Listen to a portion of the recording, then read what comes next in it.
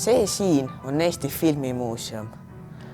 See muuseum meeldib mulle väga sellepärast, et siit saab teada väga paljusid uusi asju filmide kohta. Näiteks siit sellest filmimuusikale keskenduvast rongist sain ma just täna teada, et Arvo Pärt on teinud nii paljudele Eesti filmidele muusikat, näiteks Väikesele motorollerile.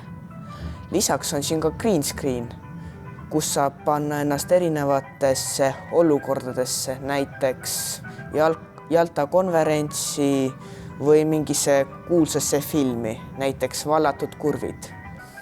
Siin on ka väga paljusid ajaloolisi eksponaate, mis on siis filmi tegemise eelkäijad ja ka päris palju muidu räägitud sellisest filmiloost, selliseid harivaid videosid ja milliseid võtteid on kasutatud ja ka kuulsatest näitlejatest, näiteks Charlie Chaplinist.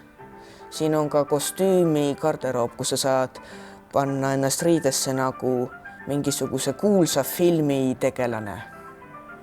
Siia võiksid tulla nii inimesed, kes huvitavad väga palju filmidest, sest siis siit saab ka palju uusi asju teada. Aga samas võivad ka inimesed tulla, kes võib-olla ei tea nii palju filmidest ja nad ikka saavad midagi uut teada. Siin on huvitav kõigil.